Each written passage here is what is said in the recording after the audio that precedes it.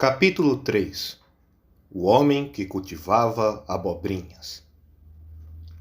Eu disse a Caroline na hora do almoço que jantaria em Fenley. Ela não expressou nenhuma objeção, ao contrário. Excelente, ela disse. Você ficará sabendo de tudo? Aliás, qual o problema com Ralph? Com Ralph? Eu disse surpreso. Nenhum. Então por que ele está hospedado na pousada Three Boas, em vez de estar em Fenley Park? Nem por um momento questionei a afirmação de Caroline de que Ralph Patton estivesse hospedado na pousada local. O fato de Caroline dizer isso era suficiente para mim. Ackroyd me disse que ele estava em Londres, eu disse. Na surpresa do momento, abandonei minha regra valiosa de não adiantar nenhuma informação. Oh, disse Caroline. Eu podia ver seu nariz se mexendo enquanto ela farejava a respeito. Ele chegou a Three Boas ontem de manhã, ela disse, e ainda está lá. Ontem ele saiu com uma moça? Isso não me surpreendia em nada. Ralph, eu diria, sai com moças na maioria das noites de sua vida. Mas eu me perguntava por que ele escolhera cultivar seu passatempo favorito em King's Abbot, em vez da alegre metrópole. Uma das garçonetes? Perguntei. Não, isso é tudo. Ele saiu para encontrá-la. Eu não sei quem ela é. Era duro para Caroline ter que admitir tal coisa. Mas posso imaginar, continuou minha incansável irmã. Esperei com paciência. Sua prima? Flora Ackroyd? Exclamei surpreso. Flora Ackroyd não é, claro, parente de fato de Ralph Patton, mas Ralph foi considerado praticamente filho de Ackroyd por tanto tempo que serem primos era considerado natural. Flora Ackroyd, disse minha irmã. Mas por que não ia a Fenley se ele queria vê-la?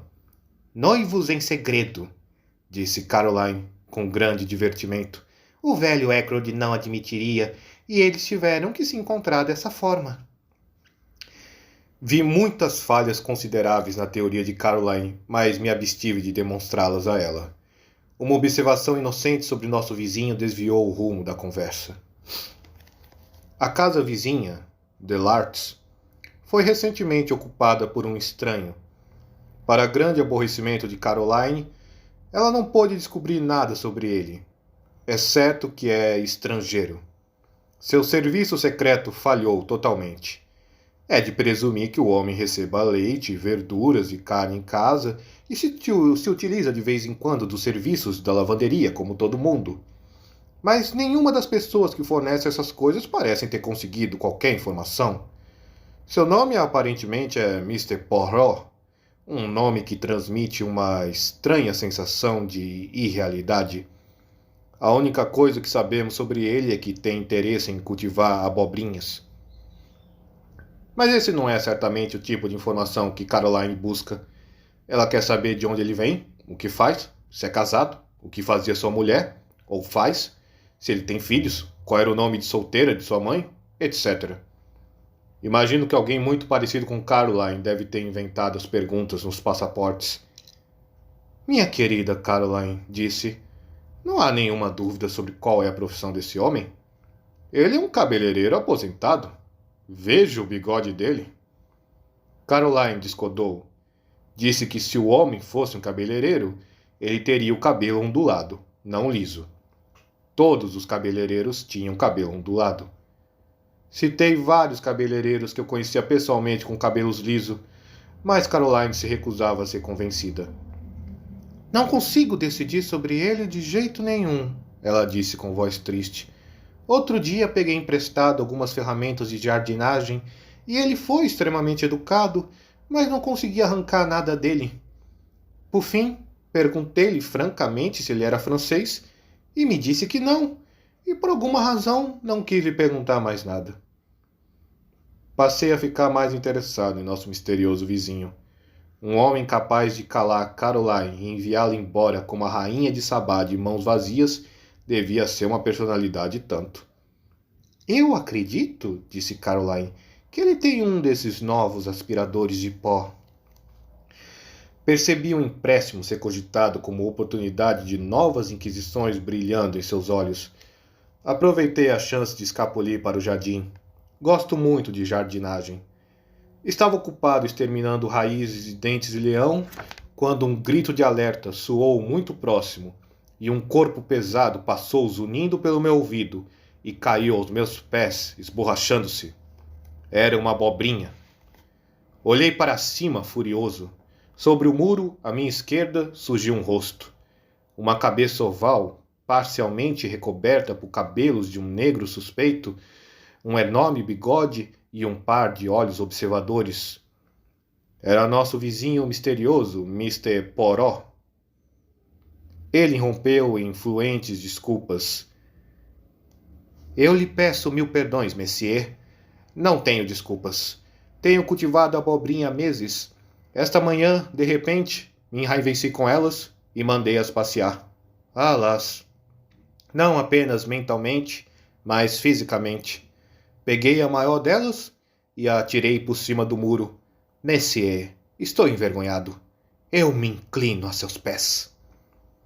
Diante de tal profusão de desculpas, minha raiva foi forçada a ceder. Afinal, a desagradável leguminosa não havia me atingido. Mas eu esperava sinceramente que lançar grandes legumes por sobre muros não fosse um passatempo de nosso novo amigo. Tal hábito dificilmente o recomendaria como nosso vizinho.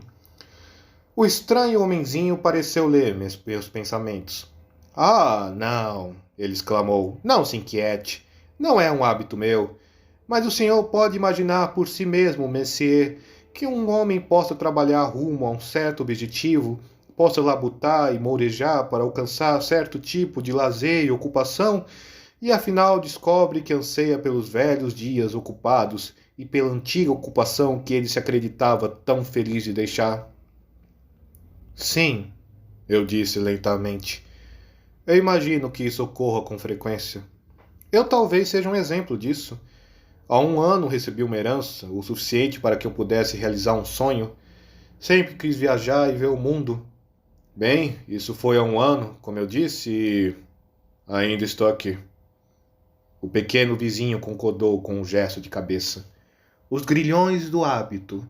Trabalhamos para alcançar um objetivo e o objetivo tendo sido alcançado, descobrimos que sentimos falta é da labuta diária. E repare, Messier, meu trabalho era interessante. O trabalho mais interessante que existe. Sim, disse, encorajando. Naquele momento o espírito de Caroline batia forte em mim. O estudo da natureza humana, Messier. Perfeitamente, disse com gentileza. Certamente um cabeleireiro aposentado. Quem melhor que um cabeleireiro conhece os segredos da natureza humana? E também eu tinha um amigo que por muitos anos nunca me abandonou. Algumas vezes era de uma imbecilidade que dava medo. No entanto, era muito querido por mim. Imagino que sinto falta, inclusive, da sua estupidez, sua naivete, sua perspectiva honesta, o prazer de deliciá-lo e surpreendê-lo com os meus dons superiores. Tudo isso me faz muita falta. Ele morreu? Perguntei penalizado. Não, ele está vivo e próspero, mas do outro lado do mundo. Ele está agora na Argentina. Sempre quis ir à América do Sul. Suspirei e levantei os olhos, encontrando o Mr. Poirot me fitando com simpatia. Parecia ser um homenzinho compreensível. Você irá até lá, não é? Ele perguntou. Sacudi a cabeça com um suspiro. Eu poderia ter ido, eu disse, há 1 ano, mas fui tolo. E pior do que tolo, fui ganancioso. Arrisquei o certo pelo duvidoso. Eu compreendo, disse Mr. Poirot. O senhor especulou na bolsa? Sacudi a cabeça lastimosamente, mas apesar de tudo, intimamente me divertia muito. Esse homenzinho ridículo tinha um ar tão solene. Não teria sido no Porcupine Allsfield? Ele perguntou subitamente. Olhei-o, estarrecido. Pensei em investir neles, na verdade, mas no final optei por uma mina de ouro no oeste da Austrália. Meu vizinho me olhava com uma expressão estranha que eu não entendia. É o destino, ele disse afinal. O que é destino? Perguntei irritado. Que eu viesse a morar ao lado de um homem que seriamente considere Porcupine Oilfield e também as minas de ouro no oeste da Austrália. Diga-me, você também tem uma queda por cabelos castanho avermelhados? Olhei-o boquiaberto e ele explodiu em uma gargalhada. Não sofro de insanidade. Relaxe. Foi uma pergunta tola que fiz a você, pois veja, o meu amigo sobre quem lhe falei era jovem, um homem que acreditava que todas as mulheres eram boas e em sua maioria bonitas. Mas você é um homem de meia idade, um médico, um homem que conhece a loucura e a vaidade da maior parte das coisas dessa nossa vida. Bem, somos vizinhos. Eu peço que aceite e oferece a sua extraordinária irmã minha melhor abobrinha. Abaixou-se e com um floreio me ofereceu um enorme espécime que aceitei devidamente com o mesmo espírito com o qual me foi oferecido. Realmente, disse o homenzinho com satisfação, essa não foi uma manhã desperdiçada. Conheci um homem que em alguns aspectos lembra meu amigo distante. Aliás, gostaria de lhe fazer uma pergunta.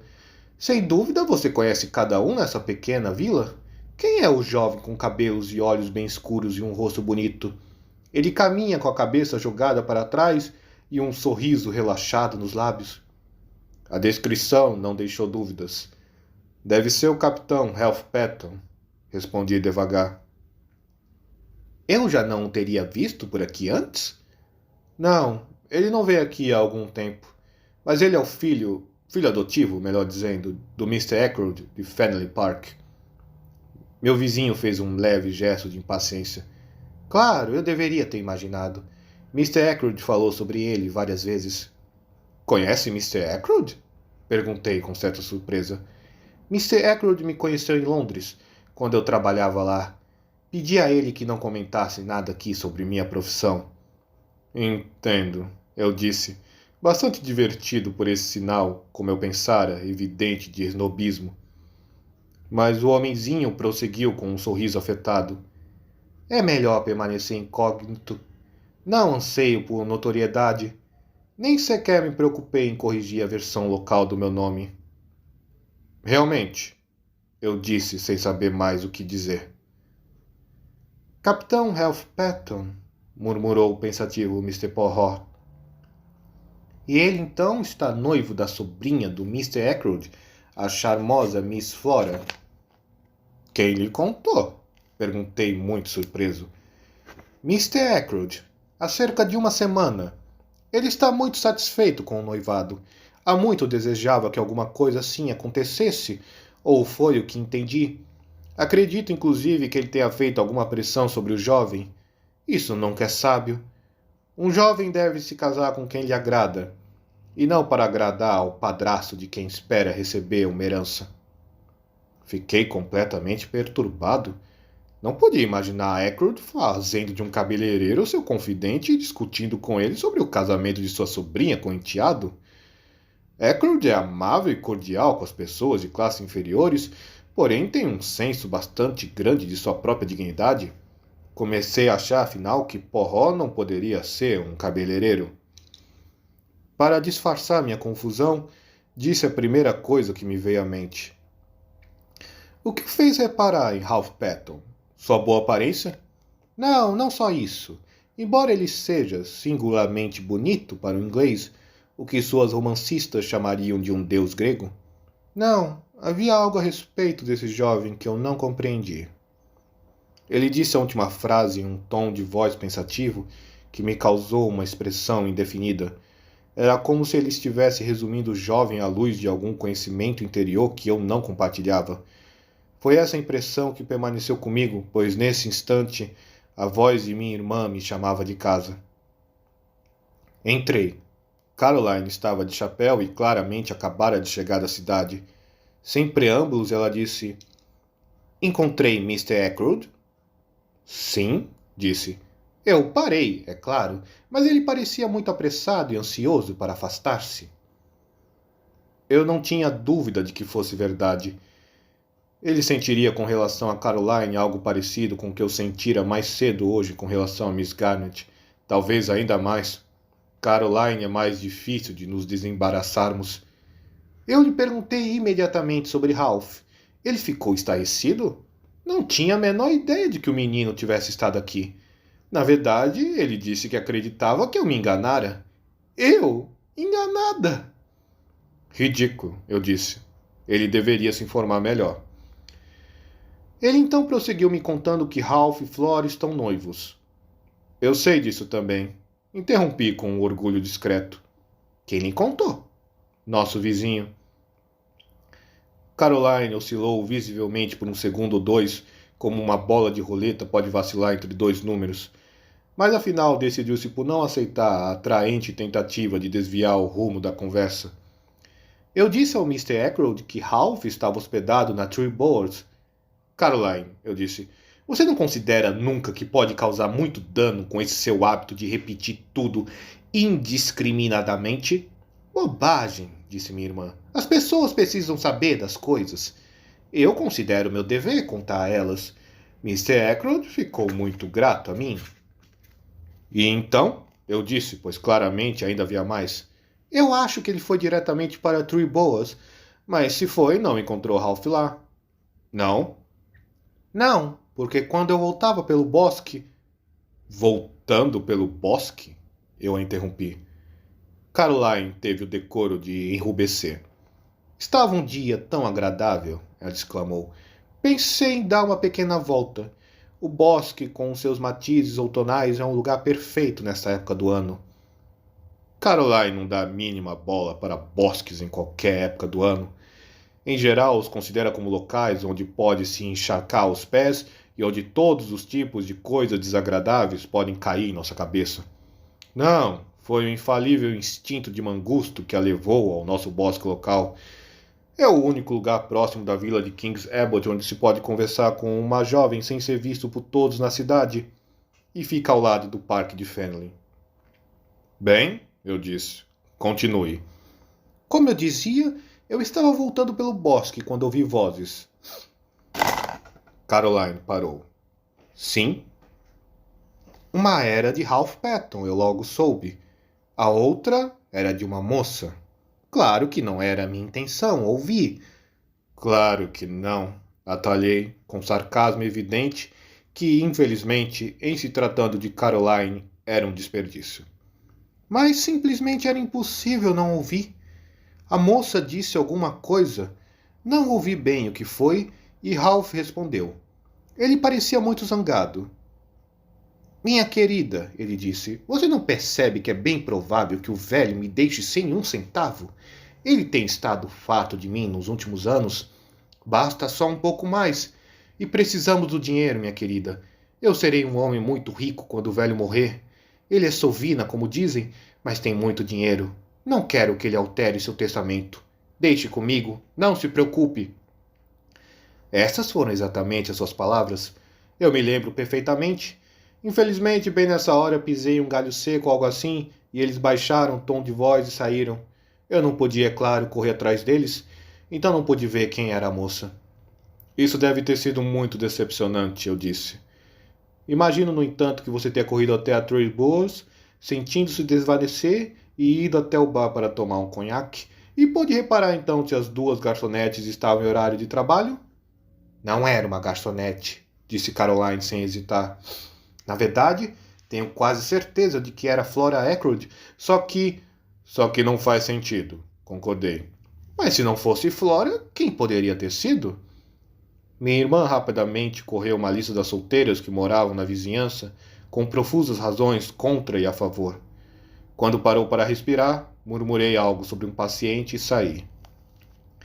Minha intenção era ir na direção de Three Boas. Era provável que Ralph Patton já tivesse retornado a essa altura. Eu conhecia Ralph muito bem, melhor talvez que qualquer outro em King's Abbot, pois eu conhecera sua mãe antes dele existir e, portanto, entendia muita coisa dele que a outros confundia. Ele era, em certa medida, a vítima da hereditariedade. Ele não herdara a propensão fatal de sua mãe para a bebida, no entanto, havia nele um certo traço de fraqueza. Como declarara meu novo amigo essa manhã, ele era extraordinariamente bonito. Media 1,85 m de altura, perfeitamente proporcional, com a graça natural de um atleta, moreno como sua mãe, com um belo rosto bronzeado sempre pronto a abrir-se um sorriso. Ralph Peto era um desses nascidos para encantar com facilidade e sem esforço. Ele era autoindulgente e extravagante, sem respeito por nada nessa terra, mas, no entanto, era amável e todos seus amigos lhe eram devotados. Será que eu poderia fazer alguma coisa pelo menino? Achava que sim. Ao perguntar na Tree-Boas, descobri que o Capitão Patton acabara de chegar. Subi ao seu quarto e entrei sem me anunciar. Por um instante, lembrando do que tinha visto e visto, fiquei em dúvida quanto à minha recepção, mas minhas apreensões eram infundadas. Oh, é Shepard! Que bom vê-lo! Ele se aproximou para me cumprimentar com a mão estendida, um sorriso radioso iluminando seu rosto. A única pessoa que eu tenho prazer de ver nesse lugar infernal. Levantei as sobrancelhas. O que o lugar tem feito? Ele riu aflito. É uma longa história. As coisas não têm ido bem para mim, doutor. Mas aceita uma bebida? Obrigado, eu disse. Aceito. Ele apertou a campainha e, retornando, jogou-se uma poltrona. Para dizer a verdade, ele disse com ar sombrio, estou em uma encrenca danada. Na verdade, não tenho a menor ideia do que fazer agora. Qual é o problema? Perguntei com simpatia. É meu abominável padrasto. O que ele fez? Não é o que ele já fez, mas o que provavelmente fará. A campainha foi respondida e Ralph pediu as bebidas. Quando o homem se foi, ele se sentou curvado na poltrona, franzindo as sobrancelhas. É realmente grave? Perguntei. Ele fez que sim com a cabeça. Estou totalmente contra isso dessa vez, ele disse seriamente. O tom de gravidade incomum em sua voz me indicava que ele dizia a verdade. Era preciso muito para deixar Ralph sério. Na verdade, ele continuou, não consigo vislumbrar meu futuro. Não consigo mesmo. Se há algo que eu possa fazer por você, propus com firmeza. Mas ele sacudiu a cabeça com determinação. É generoso da sua parte, doutor, mas não posso deixá-lo se envolver nisso. Preciso dar uma cartada sozinho. Ele ficou em silêncio por um instante e depois repetiu em um tom de voz ligeiramente diferente. Sim, preciso dar uma cartada sozinho.